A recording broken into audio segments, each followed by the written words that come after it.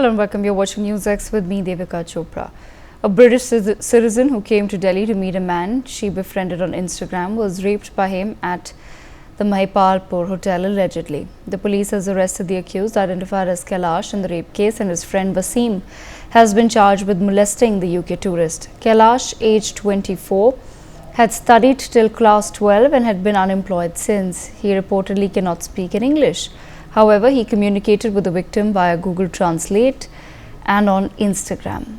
The police have said that the woman had to come to India for a holiday to Maharashtra and Goa.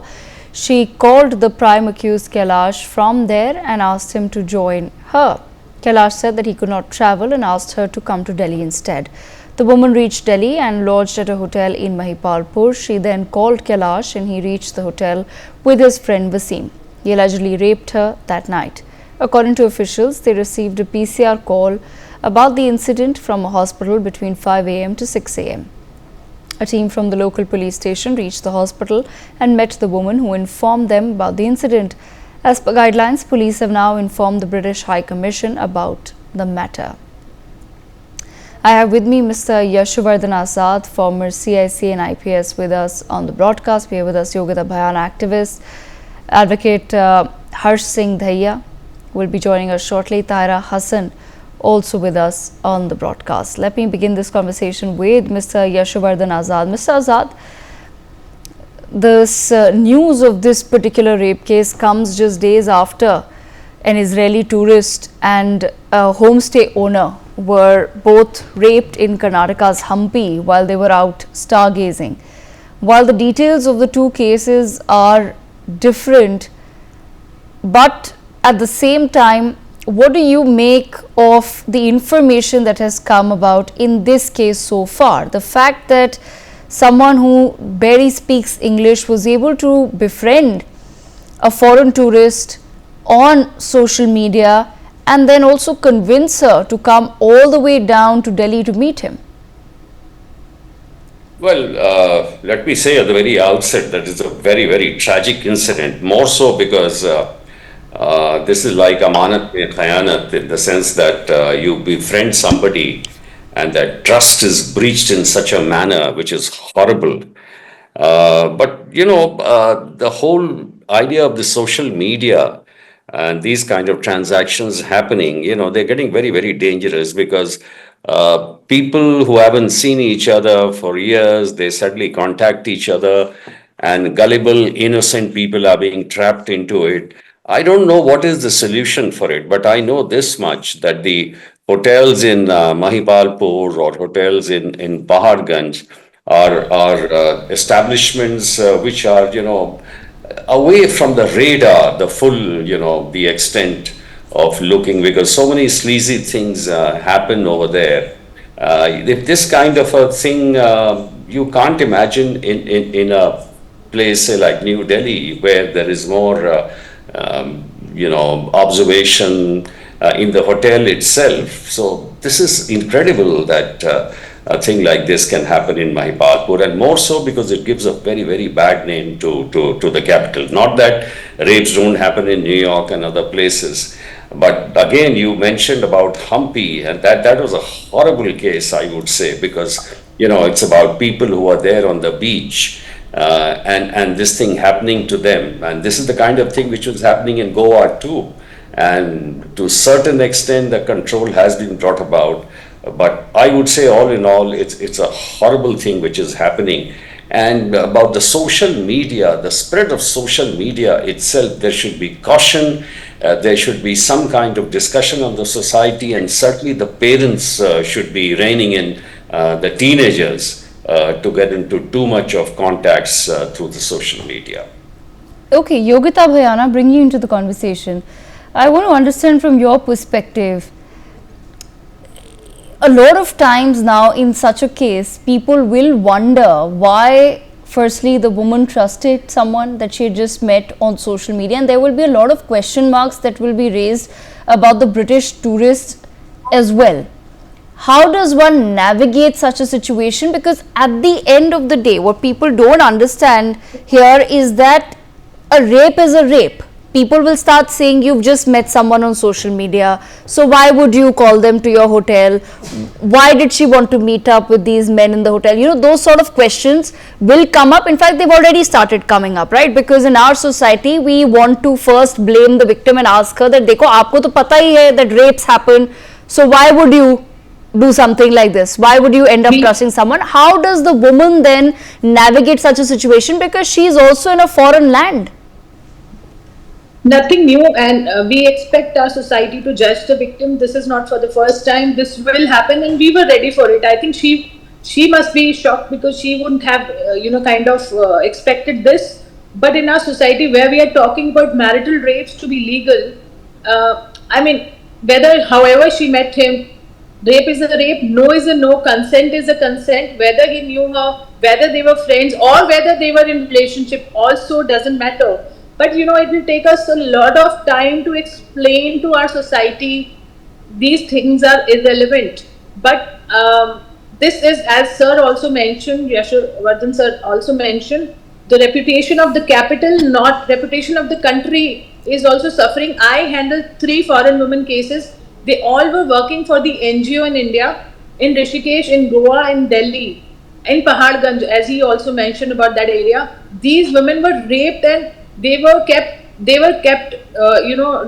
locked inside the NGO. They reached out to us. Somehow we managed to get them help, and they stayed with us in our organization for so many months, because even the embassies and all, they don't help. And what's the fate of these cases? Sir will agree. These women will go, because they have to eventually go back to their countries, and these perpetrators will be out, because no witnesses, no statements will be given, and because it's a logistically impossible to kind of get them every time here, and our systems are so rotten. So eventually this guy will also because this girl will give up. Even our Indian victims, survivors, they give up, and looking at their condition, they will definitely give up, and this guy will be again out and doing the same kind of crimes. He could not even speak the language. He was smart enough to get her confidence win. So you can imagine, what is happening, irrespective of what medium. Even if social media was not there, things were happening like this. It is about winning the confidence and breaking that confidence. That is the biggest problem.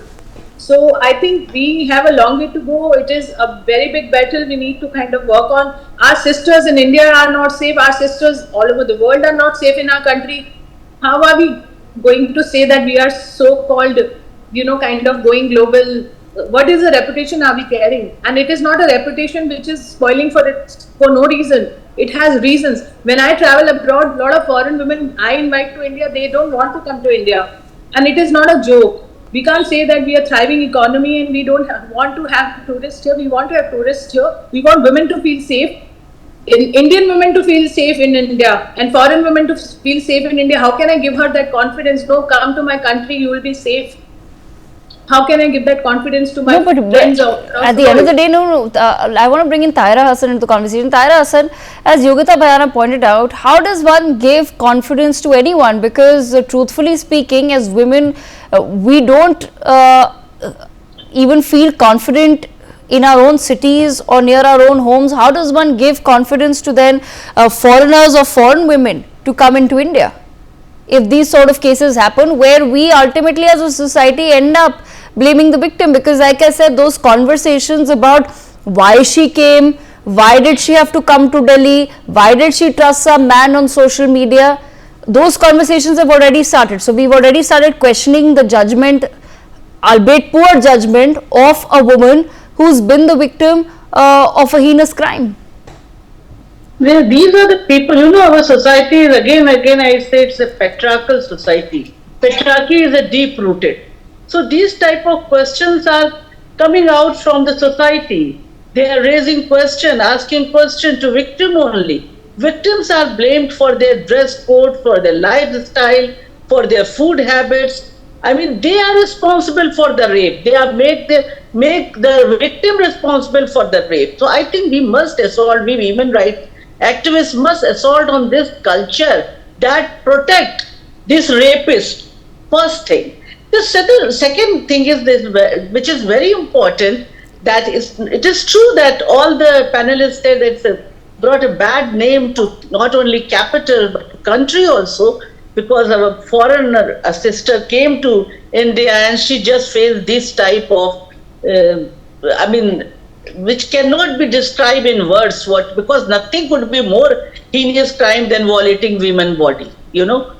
So, but thing is, this type of rape cases are increasing very rapidly. You see the data and all by the friend made on the social media. So this cyber crime has to be tackled. They need a tool to tackle these crimes also. As the Delhi police has given the data that 2019 they were around 200 cases, and 2020 they were increased, and like that to 2021 it was 271. So I mean these things are, I mean, on paper we have a strong laws in our hand in India after Nirbhaya. In the time of Nirbhaya also people were blaming to Nirbhaya that why did she go out with the boyfriend, you know, when she is crossing the Lakshman Rekha. I mean, who has drawn this Lakshman Rekha? And why it is different for men and women? I mean, these are questions which we have been raising for such a long time. Thing is this, that the people who talk like that, they should also be punished. As the Justice Verma Committee, when they constituted after Nirbhaya, and they had laid down all the laws very properly, but they are not implemented properly, you know, on the ground level. We cannot curb rising violence against the women unless or until we increase the conviction rate. Conviction rate is only 27%. So how can we say that people will get the fear of the law? There is no fear. They know they will get away after committing the heinous crime. Next time they will commit more heinous crime, because it will take so long process. And if our women is from the marginalized class, she cannot fight for longer period, you know. If this culprit have muscle power and the money power, how can she fight? So I think the whole thing has to be taken under consideration. Investigation agencies has to be very quick and prompt, and they should do a fair investigation. Police should collect all the witness, integrate the witness and collect in investigation. Whatever is there, they should collect it and produce in the court, because the honorable court will give the judgment whatever evidences police has collected. Only on those evidences, honorable court will give the judgment. Okay, I want to bring in Advocate Harsh Singh Dahiya into the conversation as well. Advocate Dahiya, I want to understand from your perspective, what really do you now foresee will happen as far as this particular case is concerned in terms of the investigation and the probe, and what really will play out before the courts? Because like I said, there's going to be a very thin line that will have to be drawn between what happened prior to the allegations of rape, wherein yes, there will be, you know, the defense that will, the prosecution will of course try to do its job of establishing that there was a rape that has taken place. But like I said, those questions about why she trusted men on the internet will continue to come up. So how do you think that fine line between a no being a no will be established before the cops, before the magistrate, before the courts? Devika, as a lawyer, I'm never too quick to jump the gun. I would rather leave it to the investigation and the courts to find out what happened and who the real culprit was. As we all are aware that 2 people have been nabbed in this particular case, and this is a very unfortunate incident. And let's give credit where it's due. At least the police has acted quickly and swiftly, and they have nabbed both the culprits in this particular matter. Now, as going back to the question of what happened prior to the rape, see, as Yogita rightly pointed out, that rape is a rape, a no is a no. If the girl said no, and if she was not agreeing to any kind of physical intimacy with that guy, then it is definitely a rape. It doesn't matter what happened prior to the incident, how they were how they befriended each other, how they came to know each other, and why and for what reason she came to India. If it is a rape, it is a rape. It doesn't matter what happened prior to it. Obviously, the defense will raise these questions and the court will rightly listen to them and give its judgment. And what it highlights, this particular matter, are two important questions that it highlights. First is the biggest problem that it highlights is the befriending of unknown people on social media, which is becoming more and more common these days. And we trusting these unknown people who we befriend through social media, and then trusting them so much that we travel to different cities. It is nothing wrong that the girl did, but it comes with a big risk. What has happened in this particular matter, it comes with a greater risk, and this is something that both men and women should be careful about, that they should not trust people they meet online. There have been several such incidents across the globe. There was recently a girl from UK who traveled to Australia who was then murdered by a guy she met online. So these cases happen worldwide, and it is giving a very bad image to the country as well. And the second big question is on the management of the hotel. Like, are there no background checks on the hotel staff? There needs to be stricter guidelines for background checks on hotel staff, and also proper CCTV coverage of all areas of the hotel. And the first and the foremost, the most important thing that should have been done by the hotel was the checking of IDs of any visitors who visits any person living in the hotel. If there is someone staying in the hotel and they invite someone, then there should be proper ID check of these people who are coming to meet these people, and there needs to be an overhaul of the system, wherein if such incidents increase, we need to introduce panic buttons in rooms of the hotels like we did in Uber and Ola cars quite recently. But I've seen even those panic buttons do not work, but we need to introduce something of that sort in the hotel rooms as well now. Okay. All right, I want to go back to Mr. Yashovardhan Azad. Mr. Azad, then how do we create some sort of a system or some way through which people can be educated about these dangers of meeting people online, but also not make it out to be that India is an extremely unsafe place, or that creates some sort of panic so that tourism in India takes a hit? Well, tourism in India has already taken a hit because a lot of things which are happening in Goa and other places, people are a little wary of visiting. As Yogita rightly said, that many of my friends also, they actually ask me, is it safe? And I have to tell them, no, yeah, it's a little safer than New York. So all kinds of things. And also the year also has stated a lot of a very, very important thing, which I feel from COP point of view, it's very important, of panic buttons in the rooms. There, as I said, the hotels in Mahipalpur and Paharganj, and for that matter in large parts of the country, are actually unsupervised. Absolutely.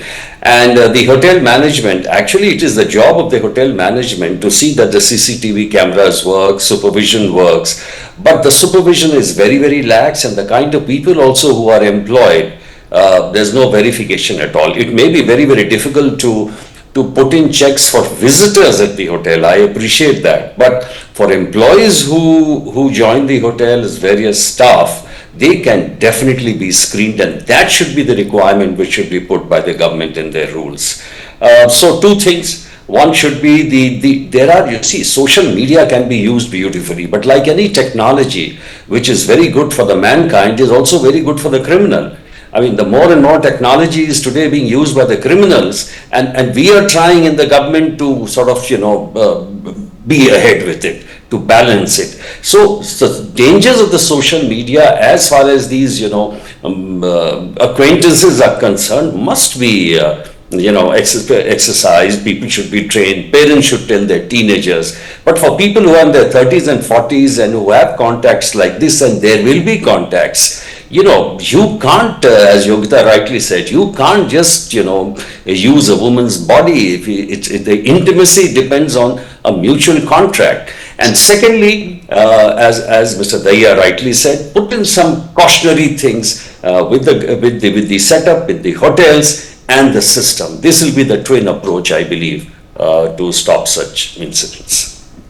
Okay, I want to bring back Yogita Bhayana into the conversation. Yogita, your thoughts on the same. While we have to work towards preventing any such cases? What is it that we can do to really educate people about the troubles of, how things are happening online today? And this is not just about online. This could very well be a total scam where people are reaching out to foreigners or tourists or other gullibles, people who want to come into India, and then creating some sort of a scenario where you end up meeting in a hotel room, and this could continue to happen in the future. For example, and this is nothing to do with tourists itself, there are so many such scams that are happening now in nightclubs and pubs across Delhi. I'm not in a position currently to name them, but news has come in, and I have heard from sources of how there are situations where if you're a solo man or a woman, and you're sitting in a pub or a club, and someone will just come and join you, right? And yes, they'll inflate the bills. Someone will come and join you, they'll have a drink with you, they'll chat you up, then they'll order a hookah or something like that, they'll order, and then they'll inflate the bill, and then of course they start blackmailing you to pay that bill. So these sort of scams are really becoming a huge problem, and this, imagine in the same scenario, a foreigner or a tourist actually being embroiled, someone who doesn't belong here, someone who probably doesn't know the languages too well. It could really become a problem that can blow up and hamper India's reputation. It is already hampering, so we don't have much to say, by the way. But at the same time, my heart bleeds when I see big votings of politicians congratulating on small things, and of course big posters every election. Rather, they should have advisories, they should spend that money putting those advisories for people, even for, we are talking about cyber crimes. Poor person sitting next to me in the bank, where he earned for his lifetime money, had just gone in a cyber crime, which was a very basic thing. His mobile was snatched by someone and nobody was helping. I wish we do more advisory services, more awareness programs. We spend most of the budget there. I think we can really do a good job then.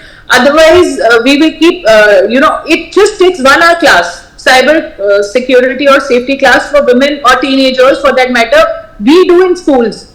It just takes us 1 hour to give them all the information which is needed to protect them from, all these kind of activities where they will be embarrassed. And, a lot of suicides are happening. Girls are committing suicide because, they share their pictures and, how the blackmailing happens. So small tips, little, I would say little investment can save us huge, kind of aftermath. So, but governments are not serious. It will not take much of the budget. Schools are not ready to spend, but how much we can do as organizations. So I think government, if they take it seriously, schools and institutions, they take it seriously, do that. And in fact, in this particular case, hotels should also have advisories. Social media agencies themselves, like Facebook, Meta, they should also have some advisories. Why can't they just do that? Because when you are using it, and there is a chances of getting into this kind of a trap, to protect the dignity of the women or protect the dignity of anyhow as human beings, our citizens, one should definitely invest on advisories and awareness and trainings, which doesn't cost much, but it really helps preventing such crimes. Okay, all right. I'm going to also leave the last word with Taira Hassan. Taira Hassan, your thoughts on the same. What is it that can be done to sort of start educating people about some of these, rampant scams that are taking place online and offline? Yes, as I said that, as I told you, gave you data that I just saw that the Mumbai police had given, that this is increasing, the rape cases increasing by the friends made on the social media. But they need tools to tackle these problems, and the classes and awareness programs that are also a part of it. They should launch these things also. But thing is this, that why the people don't respect the country of this, will say कि हम औरत को देवी मानते हैं, so many things are said, but why they don't respect women? Why this women body they see as a commodity, use and throw? I mean, what is this? Not only the British women, whether it is a British woman or whether it is an Indian woman, whether it is some other country, the women are women. I mean, we cannot divide them. As I already said, violating women's body is really a crime. Nothing could be more heinous crime than that. I mean, you're using, for the fun you are just using it. You, just dished her, and being a friend, you came and did it. And somewhere I read that she had rang the alarm, but some other man came and he molested her. I'm not confirm about it, but somewhere I read it, that it was by some newspaper. So, and what is this? Why the accountability has not been fixed on the hotel management immediately? Why they have not been arrested? Why these, whenever the sexual harassment takes place against the women, why it is not taken seriously? This is what I am saying. When we have laws, implement them properly. Convict this type of people. Set the precedent. Why it is that they know that there is no fear of law. They know that after committing heinous crime, they will get away. And why do some people of our country glorify rapists? This is also a question. When you glorify rapists, you cannot control and curb these type of crimes. This is more important thing. This should be taken under consideration. Right, absolutely. That's all the time that we have, but I thank all of our panelists for joining us to take this conversation forward. With our viewers, we step into a very quick break.